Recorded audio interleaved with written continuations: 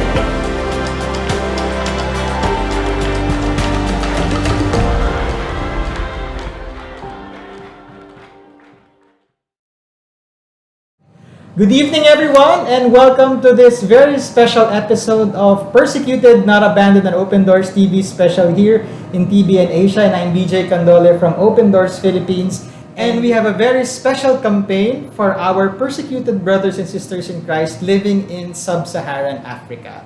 Now, I am with our brother from an African country. What country? I'll have him share that. And he is with me. He is with us tonight to launch our campaign called Arise Africa. What is this all about? Later, I will also share with you about this campaign. But before that, let me introduce to you our dear brother co-hosting with me in this campaign episode.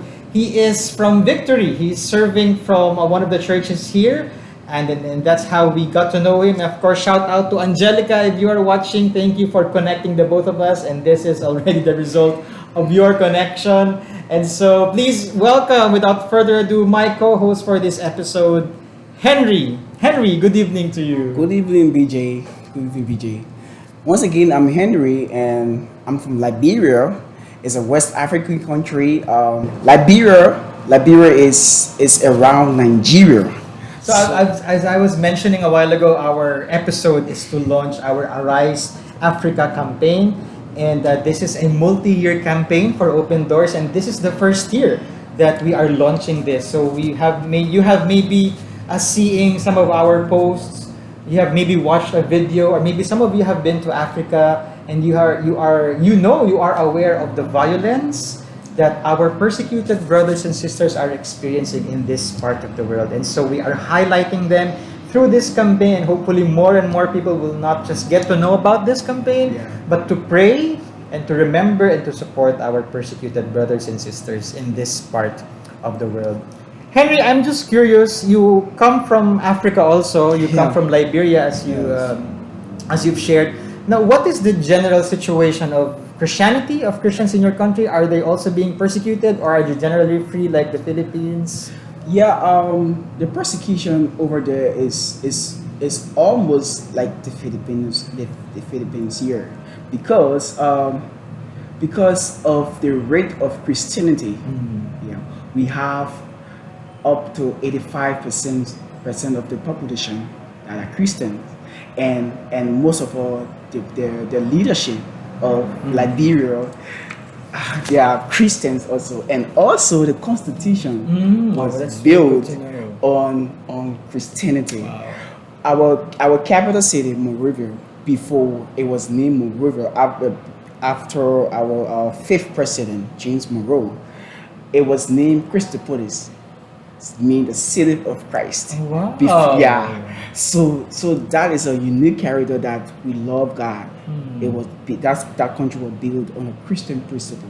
So, but then when Islam came, it was a little bit difficult. We only had oh, we only had one riot between the Islamic and the Christian. It was in October 2004 over a land, and it was chaos. That was the only violent time. I think four or five persons died that time.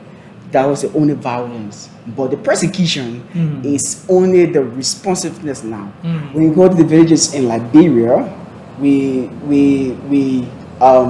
tend to have some unresponsiveness, and we tend to have isolation. That's the word, isolation. So the people tend to isolate you from some activities and some question if because you you're a Christian. Because you are Christian, because you want to change their belief and that children believe, so the older ones will not attend to your care or attend to your needs. So that's the kind of persecution that we go through in Liberia. So it's like discouraging. By doing that, they're discouraging others, the younger generation, Yes. to be a Christian. To be a Christian. And you said this is happening mostly in the rural Mostly areas. in the rural areas, because in the city you won't have that.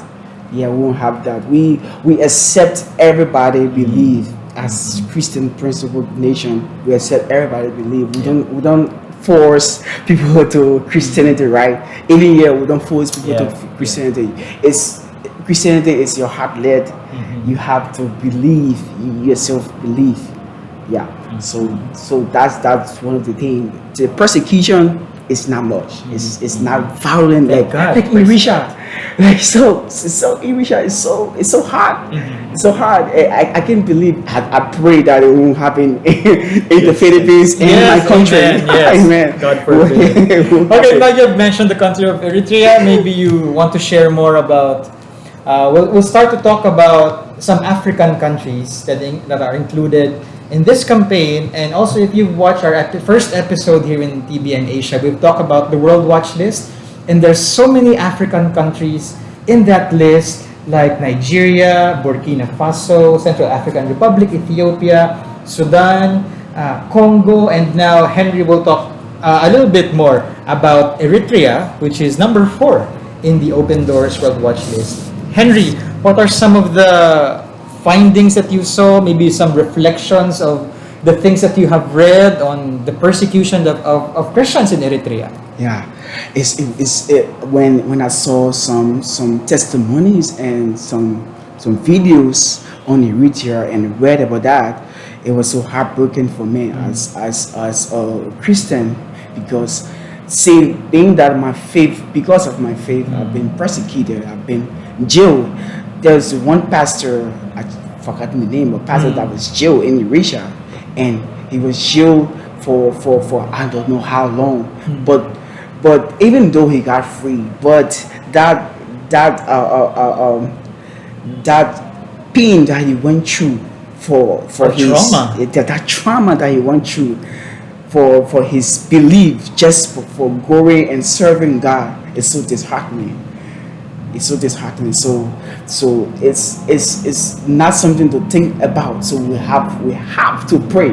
We have to pray for them, because they need our prayer. Yes. They really need our prayer, because with prayer all things are possible. Because Amen. you know that even though if you're in a jail, you are persecuted, once we pray, that joy will always come to them, because they need the joy of God to be able to have the strength to go on with the discipleship. Yes. The church is growing.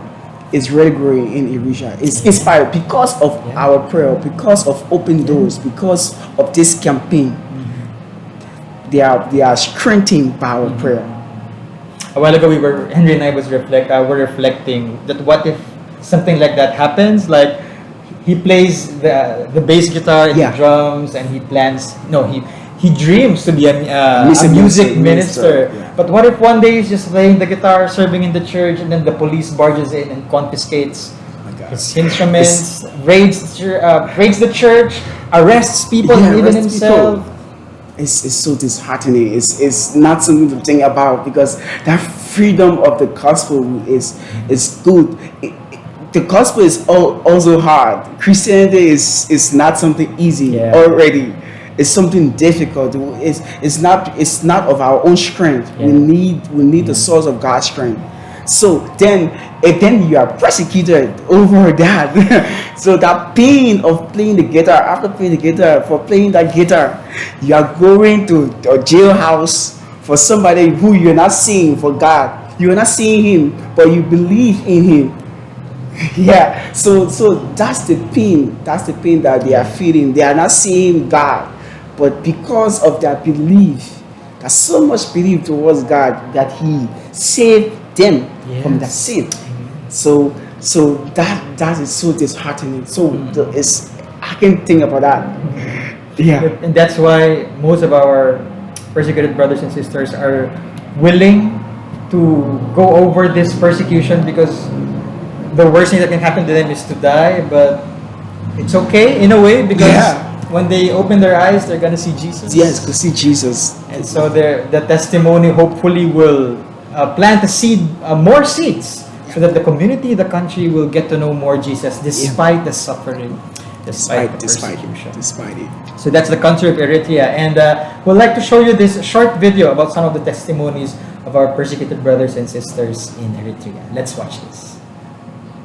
ማለት ስለ ኤርትራ ላሉ ለማያውቅ ሰው ሁለተኛ ወይ ሶስተኛ አራተኛ ምናምን ዜጋ ነው ክርስቲያን ማለት ይቻላል። በቤተሰቦቹ ይጣጣላል፣ ተቀባይነት የለውም። በሚስጥር ነው የምንሰበሰበው። መንግስት አያውቅም። ደግሞ የአካባቢ ያለው አማኞች ያልሆኑ ሰዎች ደግሞ አያውቅም። ለዛ ለአገልግሎት የተመረጡ ቤቶች አሉ። ደግሞ ይቀያየራል። አንዴ በአንድ ቤት ካደረገ ሌላ ደግሞ በሌላ ቤት እየቀያየር ነው የምናደርገው። አንዴ ከታወቀ የሴኩሪቲ ይመጣል፣ ሰዎች ደግሞ ይታሰራሉ። እየታሰሩ ነው። መሪ ቢታሰር ሌላ መሪ ይመጣል፣ መሪ ይታሰራል፣ ሌላ መሪ ይመጣል፣ አገልጋይ ይታሰራል፣ ሌላ አገልጋይ ደግሞ ቤተክርስቲያኑ እያፈረች ለእስር ቤት የማይፈሩ ለሞት የማይፈሩ ትውልድ ቤተክርስቲያኑ እያነሳች ናት። حقيقة أبيتشا زلا بتكريستيان تعبلا بزح إبيتي زلوا بزح بنفسات الله حديش تزوها من زلوا قطرين نعم من بزح يسوس خسرنا زي برقت إيرترا تعبي زلا إيرترا بتكريستيان تعبي زلا سبا دم يتنسلوا سطريا كون بفقر دم استأثرت بتكريستيان أنا حد حلو بفقر استأثرت بتكريستيان دم مهناتو أبزناي مكرا كثير سب ناملاخ طبق غير خفلطو غير وايو. So that's a short testimony of some of the testimonies that our brothers and sisters in Eritrea are going through. So what Henry has been mentioning, they really need our prayers and support and remembrance. Now, the second country we'll talk about in this episode is the country of Nigeria. And it's one of the focus, the main countries that we are highlighting for this Arise Africa campaign. Now, in our campaign, the Open Doors vision, and I hope that, and we encourage you, invite you to share this vision for the sub-Saharan African church. We want the global community to acknowledge and act against the extreme violence, and for it to be supporting the church in sub-Saharan Africa, to persevere through severe persecution and be resilient, resourceful, and influential. Now, so with all of these things that we are showing you, we are sharing here, and in the next few years, it's not just for information or awareness, but we really want to do something. We want that through this campaign, we will make a difference and create an impact in the lives of the sub-Saharan African persecuted church. And some of the verses that this campaign is anchored on. Henry, would you like to read the verses? First verse here is Isaiah chapter 60, verse 1 to 3. Say, arise, shine, for your light has come, and the glory of the Lord rises upon you. See, darkness covers the earth, and thick darkness is over the peoples. But the Lord rises upon you, and his glory appears over you. Nations will come to your light, and kings to your brightness of your dawn. And the second verse here, I'm reading 1 Corinthians chapter 12, verse 27. So now you are the body of Christ, and each one of you is a part of it. So we hope that these verses will be used by God to highlight more the message that we want to convey through the campaign and the action that all of us together for the sub-Saharan African persecuted church. Yes. So besides Eritrea and Nigeria that I will be sharing more later, we have some of the countries that are in this campaign and also in our World Watch List top 50 most persecuted countries. We have Mali, we have Niger, we have Sudan and Ethiopia, Central African Republic, and in the Open Doors research, Henry, it's one of the most violent regions in the world where Christians really experience persecution. So in this sub-Saharan African map that we are showing, there are more than 8,000 incidents recorded, violent incidents in Central African Republic, more than 15,000 in Nigeria. We have almost 1,000 in Ethiopia and in the rest of the shaded countries. Now, zeroing in Nigeria, some of the highlights that are very concerning and very disturbing is that Christians, it says here that Christians suffer from a suffocating combination of persecution factors or drivers. So there's Islamic oppression, as what a while ago Henry has mentioned in his country. There's ethno-religious hostility, so it's not just the Islamic religion who is causing the persecution against Christians, but there are other religious that are minorities, religious groups, extremists that are contributing in persecuting Christians. And there's dictatorial paranoia, so there's an involvement or maybe lack of involvement by the leaders in helping the oppressed, like the persecuted church. And there's also organized corruption and crime. So all of these complex factors make it all the more difficult to Christians who are being persecuted for their faith. So imagine Christian villages attacked. Pastors, families are destroyed, children are growing up without fathers, mothers, women are raped, and then they cannot get the support or the justice that they deserve and they need from the government, from the local authorities. So they really need our prayers in such situations. And these attacks are mostly done by groups like Boko Haram. These are Islamic extremist groups, or what we call ISWAP, or the Islamic State in West Africa province. And there's also the Fulani militants and other armed bandits. No? So we really can see by the names alone that it is really very violent. And what a risk to be a believer of the Lord there, especially if you're not a traditional, you're not coming from an original Christian family or a convert. And so you are faced with all of these kinds of vulnerabilities of believer. It's so disheartening. Most of them, especially they are converted. If I'm from Muslim background, I have my dad is a Muslim, he's Islamic, so they would isolate you. They will surely isolate you. And when they isolate you, then again, the government also persecute you. So it's a double persecution from the family and from the government. So I can feel the depression. They are so depressed. They are not having sometimes no food to eat. Hunger. Because you go in the market, maybe no one wants to serve you. Or you don't have a job. You don't have a job. Because you are a Christian. Yeah, because you're a Christian.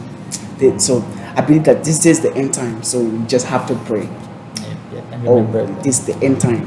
So it feels like you're not safe at home when you become a believer, and then when you go out, it's the same. You're still not safe. And so that's why the churches are most of the time becoming their safe houses, their safe homes that they can run to if they are being disowned by their families, or they get caught for having a Bible. They can at least run to a church, a house church. It's not those big mega churches, but a house church is enough for them. To have a safe place when persecution comes. Yes. So that's one of the things that Nigerian believers are facing. Discrimination. They're also treated as second-class citizens. So imagine that you are in your home country, but because you are not part of the major religion and you chose Jesus, you face that threat that risk of being treated, being seen as somewhat lower than the rest of the Nigerians. But the Nigerian believers continue to do so as a testimony of the gospel in their country. Yeah. And also in their families. And all of these killings, especially in the northern part of the country, are happening, and the research is saying that even though it's mostly happening in the north, it's slowly being spilled in the southern part, even though it's Christian majority. Yes. So we really can see that the violence is increasing every day. Persecution is increasing, as what the Bible Yes. is prophesying that will happen in these end times. We'd like to show you a video about the testimony of our brother named Ayuba, and he's one of the, we can say, faces of this campaign, so that we'll have an idea of what is happening, or to whom it is happening in countries like Nigeria. So let's watch this video of our brother in Nigeria. His name is Ayuba.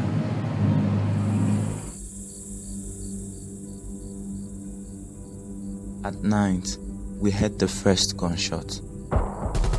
My father said we should all run. My siblings and I began to run for our lives. The next day, we went back home. Everywhere was silent. When we approached our house, I could see 3 bodies on the ground. I recognized my father by his clothing. I dropped to my knees by his side and prayed. I ran into the house to see if my grandmother was still alive. She was crying bitterly. They asked him if he was a Muslim or a Christian. They killed him when he replied Christian, she said. A few weeks after the attack, Boko Haram sent a list to our village, a list of people they are coming to kill. My family and I had to flee our home. Life hasn't been easy for us. After the attack, I was filled with anger and hatred, angry at God, and I had decided to avenge my father's death.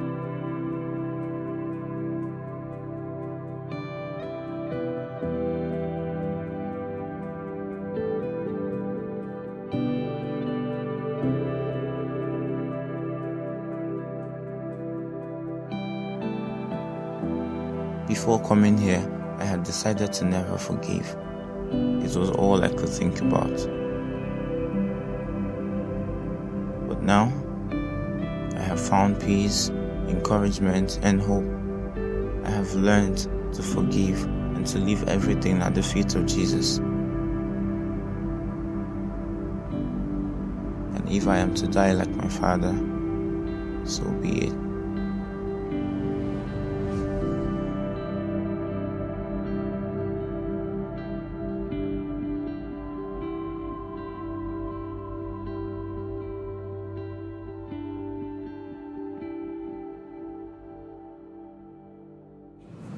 So that's our brother Ayuba, and may he represent in us the millions of African persecuted Christians who need our prayers, who need our support. And as I've said in previous episodes, Henry, persecution is not the end of the story of a believer's life. It's always the goodness of God, the sovereignty of God, even though sometimes we don't see Him working, or the situation seems like, where is God in this? But the story does not finish, does not end in persecution. It begins and ends with God, and so it's the same with in the lives of our persecuted brothers and sisters. And so Henry would like to invite us to do something for the persecuted church. Henry.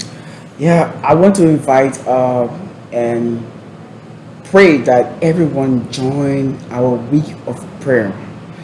It's starting May 7th to the 14th of May.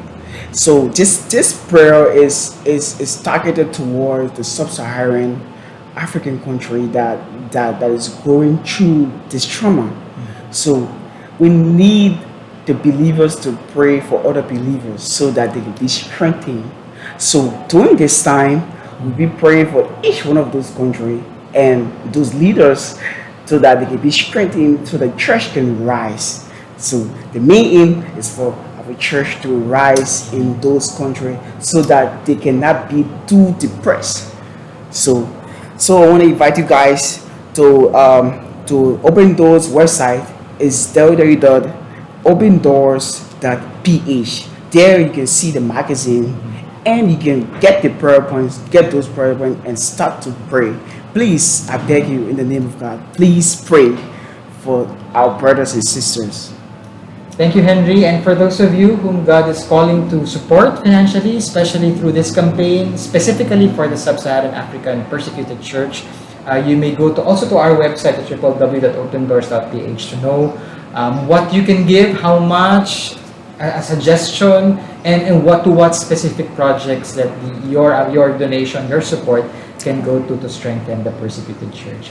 And we are also at Open Doors PH on Facebook, Instagram, YouTube, and Twitter if you want to know more about our campaign, about Open Doors, about the persecuted church, and if you can help us share to your own network so that more and more people will be aware, will pray and support the persecuted church, especially in Sub-Saharan Africa.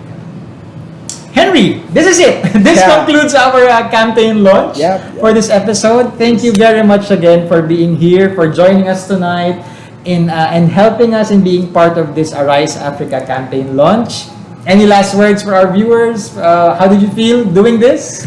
I feel so good because this is all for the gospel to be preached around the world, and this is my sole passion for God's words to go across the nation so that people can get in the cycle of the joy of God, that peace that the Christianity bring to us, a relationship bring to us. Thank you so much for these opportunities. All our sponsors, all our givers, everyone that sponsored this Open Doors, God richly bless you.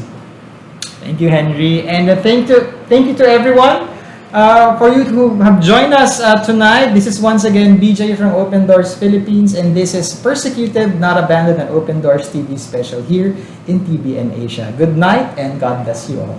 God bless you. Bye.